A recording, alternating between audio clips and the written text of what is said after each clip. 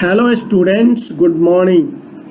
मैं social science का शिक्षक के.एन. सहाय हूँ। आज हम लोग नवम वर्ग का इतिहास का चैप्टर 1 पढ़ने जा रहा हूँ, जिसका शीर्षक है फ्रांसीसी क्रांति। 14 जुलाई 1789 की सुबह पेरिस नगर में आतंक का माहौल था। सम्राट ने सेना को शहर में घुसने का आदेश दे दिया था। अफवाह थी कि वह सेना को नागरिकों पर गोलियां चलाने का आदेश देने वाला है। लगभग 7,000 मर्द तथा औरतें टाउन हॉल के सामने एकत्र हुए और उन्होंने एक जन सेना का गठन करने का निर्णय किया। हथियारों की खोज में वे बहुत से सरकारी भवनों में जबरन प्रवेश कर गए। अंततः सैकड़ों लोगों का एक समूह पेरिस नगर के पूर्वी भाग की ओर चल पड़ा और बास्तील किले की जेल को तोड़ डाला, जहां भारी मात्रा में गोला बारूद मिलने की संभावना थी। हथियारों पर कब्जे की इस सशस्त्र लड़ाई में बास्तील का कमांडर मारा गया और कैदी छुड़ा लिए गए। यद्यपि उनकी संख्या केवल 7 थी, सम्राट की निरंकुश शक्तियों का प्रतीक होने के कारण बास्तील किला लोगों की घृणा का केंद्र था। इसलिए किले को ढहा दिया गया और उसके अवशेष बाजार में उन लोगों को बेच दिए गए जो इस ध्वंस को बतौर स्मृति चिन्ह सजोना चाहते थे। अब हम लोग 18वीं सदी के उत्तरार्ध में फ्रांसीसी समाज के बारे में पढ़ेंगे। सन 1774 में बूर्बो राजवंश का लुई 16वां फ्रांस की राजगद्दी पर आसीन हुआ। उस समय उसकी उम्र केवल 20 साल थी और उसकी विवाह ऑस्ट्रिया की राजकुमारी मेरी एंतोनेट से हुआ था। राज्यारोहण के समय उसने राजकोष खाली पाया। लंबे समय तक चले युद्धों के कारण फ्रांस के वित्तीय संसाधन नष्ट हो चुके थे। वर्साय के विशाल महल और राज दरबार की शानो शौकत बनाए रखने की फिजूल खर्ची का बोझ अलग से था। लुई 16वां के शासनकाल में फ्रांस ने अमेरिका के 17 उपनिवेशों को साझा शत्रु ब्रिटेन से आज़ाद कराने में सहायता की थी। इस युद्ध के चलते फ्रांस पर 10 अरब लिब्रे से भी अधिक का कर्ज और जुड़ गया, जबकि उस पर पहले से ही 2 अरब लिब्रे का बोझ चढ़ा हुआ था। सरकार से कर्जदाता अब 10% ब्याज की मांग करने लगे थे। फलस्वरूप फ्रांसीसी सरकार अपने बजट का बहुत बड़ा हिस्सा दिनों दिन बढ़ते जा रहे कर्ज को चुकाने पर मजबूर थी। अपने नियमित खर्चों जैसे सेना के रखरखाव, राज दरबार, सरकारी कार्यालयों या विश्वविद्यालयों को चलाने के लिए फ्रांसीसी सरकार करों में वृद्धि के लिए बाध्य हो गए, पर यह कदम भी नाकाफी था। 18वीं सदी में फ्रांसीसी समाज 3 एस्टेट में बटा था और केवल तीसरे एस्टेट के लोग, जिसे हम जनसाधारण कहते हैं, वे ही कर अदा करते थे। प्रथम एस्टेट में पादरी वर्ग आते थे जो कर नहीं देते थे। द्वितीय एस्टेट में कुलीन वर्ग आते थे जो कर नहीं देते थे। तृतीय एस्टेट में बड़े व्यवसायी, व्यापारी, अदालती कर्मचारी, वकील, किसान, कारीगर, छोटे किसान, भूमिहीन मजदूर और नौकर, ये सब सिर्फ कर दिया करते थे। पूरी आबादी में लगभग 90% किसान थे, लेकिन जमीन के मालिक किसानों की संख्या बहुत कम थी। लगभग 60% जमीन पर कुलीनों, चर्च और तीसरे एस्टेट के अमीरों का अधिकार था। प्रथम 2 एस्टेट कुलीन वर्ग और पादरी वर्ग के लोगों को कुछ विशेषाधिकार जन्मजात प्राप्त थे। इनमें से सबसे महत्वपूर्ण विशेषाधिकार था राज्य को दिए जाने वाले करों में छूट।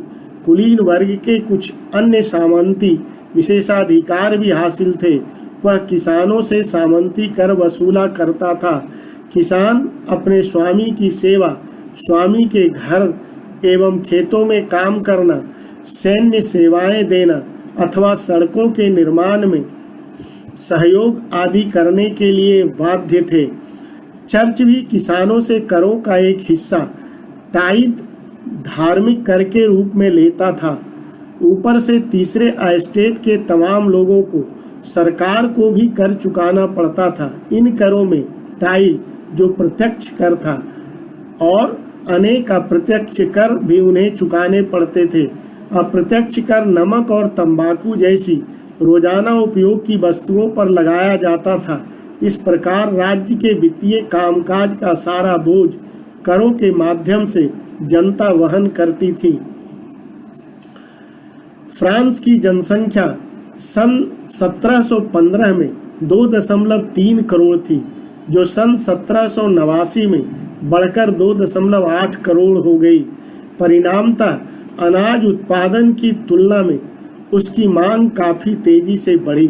अधिकांश लोगों के मुख्य खाद्य पाव रोटी की कीमतों में तेजी से वृद्धि हुई। अधिकतर कामगार कारखानों में मजदूरी करते थे और उनकी मजदूरी मालिक तय करते थे, लेकिन मजदूरी महंगाई की दर से नहीं बढ़ रही थी। फलस्वरूप अमीर गरीब की खाई चौड़ी होती गई। स्थितियां तब और बदतर हो जाती जब सूखे या ओले के प्रकोप से पैदावार गिर जाती। इससे रोजी रोटी का संकट पैदा हो जाता था। ऐसे जीविका संकट प्राचीन राजतंत्र के दौरान फ्रांस में काफ़ी आम थे। पहले भी कर बढ़ने एवं अकाल के समय किसान और कामगार विद्रोह कर चुके थे, परंतु उनके समय सामाजिक एवं आर्थिक व्यवस्था में बुनियादी बदलाव लाने के लिए साधन एवं कार्यक्रम नहीं थे। ये जिम्मेदारी तीसरे एस्टेट के उन समूहों ने उठाई जो समृद्ध और शिक्षित होकर नए विचारों के संपर्क में आ सके थे। 18वीं सदी में एक नए सामाजिक समूह का उदय हुआ जिसे मध्य वर्ग कहा गया, जिसने फैलते समुद्र व्यापार और ऊनी तथा रेशमी वस्त्रों के उत्पादन के बल पर संपत्ति अर्जित की थी। ऊनी और रेशमी कपड़ों का या तो निर्यात किया जाता था या समाज के समृद्ध लोग इसे खरीद लेते थे। तीसरे एस्टेट में इन सौदागरों एवं निर्माताओं के अलावा प्रशासनिक सेवा व वकील जैसे पेशेवर लोग भी शामिल थे। ये सभी पढ़े लिखे थे और इनका मानना था कि समाज के किसी भी समूह के पास जन्मजात विशेषाधिकार नहीं होने चाहिए। किसी भी व्यक्ति की सामाजिक हैसियत का आधार उसकी योग्यता होनी चाहिए। स्वतंत्रता, समान नियमों तथा समान अवसरों के विचार पर आधारित समाज की यह परिकल्पना जॉन लॉक और जॉक रूसो जैसे दार्शनिकों ने प्रस्तुत की थी। रूसो ने इसी विचार को आगे बढ़ाते हुए जनता और उसके प्रतिनिधियों के बीच एक सामाजिक अनुबंध पर आधारित सरकार का प्रस्ताव रखा। मॉन्टेस्क्यू ने the spirit of the laws नामक रचना में सरकार के अंदर विधायिका, कार्यपालिका और न्यायपालिका के बीच सत्ता विभाजन की बात कही। जब संयुक्त राज्य अमेरिका में 13 उपनिवेशों ने ब्रिटेन से खुद को आज़ाद घोषित कर दिया तो वहाँ इसी मॉडल की सरकार बनी। फ्रांस के राजनीतिक चिंतकों के लिए अमेरिकी संविधान और उनमें दी गई व्यक्तिगत अधिकारों की गारंटी प्रेरणा का एक महत्वपूर्ण स्रोत थी। दार्शनिकों के इन विचारों पर काफ़ी हाउसों व सैलून की गोष्ठियों में गर्मा गर्म बहस हुआ करती थी और पुस्तकों एवं अखबारों के माध्यम से इनका व्यापक प्रचार प्रसार हुआ। पुस्तकों एवं अखबारों को लोगों के बीच जोर से पढ़ा जाता ताकि अनपढ़ भी उन्हें समझ सके। इसी समय लुई 16वां द्वारा राज्य के खर्चों को पूरा करने के लिए फिर से कर लगाए जाने की खबर से विशेषाधिकार वाली व्यवस्था के विरुद्ध गुस्सा भड़क उठा।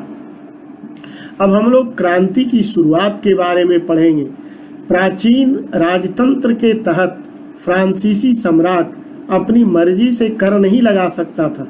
इसके लिए उसे एस्टेट जनरल प्रतिनिधि सभा की बैठक बुलाकर नए करों के अपने प्रस्तावों पर मंजूरी लेनी पड़ती थी।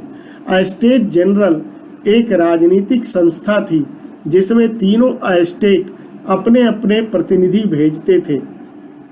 लेकिन सम्राट ही यह निर्णय करता था कि इस संस्था की बैठक कब बुलाई जाए। इसकी अंतिम बैठक सन 1614 में बुलाई गई थी। फ्रांसीसी सम्राट लुई 16वां ने 5 मई 1789 को नए करों के प्रस्ताव के अनुमोदन के लिए स्टेट जनरल की बैठक बुलाई। प्रतिनिधियों की मेजबानी के लिए वर्साय के एक आलीशान भवन को सजाया गया। पहले और दूसरे एस्टेट ने इस बैठक में अपने 300 प्रतिनिधि भेजे, जो आमने सामने की कतारों में बिठाए गए। तीसरे एस्टेट के 600 प्रतिनिधि उनके पीछे खड़े किए गए। तीसरे एस्टेट का प्रतिनिधित्व इसके अपेक्षाकृत समृद्ध एवं शिक्षित वर्ग कर रहे थे। किसानों, औरतों एवं कारीगरों का सभा में प्रवेश वर्जित था। फिर भी लगभग 40,000 पत्रों के माध्यम से उनकी शिकायतों एवं मांगों की सूची बनाई गई, जिसे प्रतिनिधि अपने साथ लेकर आए थे। एस्टेट जनरल के नियमों के अनुसार प्रत्येक वर्ग को एक मत देने का अधिकार था। इस बार भी लुई 16वां इसी प्रथा का पालन करने के लिए दृढ़ प्रतिज्ञ था, परंतु तीसरे वर्ग के प्रतिनिधियों ने मांग रखी कि अब की बार पूरी सभा द्वारा मतदान कराया जाना चाहिए, जिसमें प्रत्येक सदस्य को एक मत देने का अधिकार हो। यह एक लोकतांत्रिक सिद्धांत था, जिसे मिसाल के तौर पर रूसो ने अपने पुस्तक द सोशल कॉन्ट्रैक्ट में प्रस्तुत किया था। जब सम्राट ने इस प्रस्ताव को अस्वीकार कर दिया, तो तीसरे एस्टेट के प्रतिनिधि विरोध जताते हुए सभा से बाहर चले गए। तीसरे एस्टेट के प्रतिनिधि खुद को संपूर्ण फ्रांसीसी राष्ट्र का प्रवक्ता मानते थे। 20 जून को ये प्रतिनिधि वर्साय के इंडोर स्टेडियम टेनिस कोर्ट में जमा हुए। उन्होंने अपने आप को नेशनल असेंबली घोषित कर दिया और शपथ ली कि जब तक सम्राट की शक्तियों को कम करने वाला संविधान तैयार नहीं किया जाएगा, तब तक असेंबली भंग नहीं होगी। अपना नेतृत्व मिराबियो और आबे सिए ने किया। मिराबियो का जन्म कुलीन परिवार में हुआ था, लेकिन वह सामंती विशेषाधिकारों वाले समाज को खत्म करने की जरूरत से सहमत था। उसने एक पत्रिका निकाली और वर्साय में जुटी भीड़ के समक्ष जोरदार भाषण भी दिए। आबे सिए मूलतः पादरी था और उसने तीसरा एस्टेट का क्या है शीर्षक से एक अत्यंत प्रभावशाली प्रचार पुस्तिका लिखी। जिस वक्त नेशनल असेंबली संविधान का प्रारूप तैयार करने में व्यस्त थी, पूरा फ्रांस आंदोलित हो रहा था। कड़ाके की ठंड के कारण फसल मारी गई थी और पाव रोटी की कीमतें आसमान छू रही थी। बेकरी मालिक स्थिति का फायदा उठाते हुए जमाखोरी में जुटे थे। बेकरी की दुकानों पर घंटों के इंतजार के बाद गुस्साई औरतों की भीड़ ने दुकान पर धावा बोल दिया। दूसरी तरफ सम्राट ने सेना को पेरिस में प्रवेश करने का आदेश दे दिया था। क्रुद्ध भीड़ ने 14 जुलाई को बास्तिल पर धावा बोलकर उसे नेस्त नाबूद कर दिया।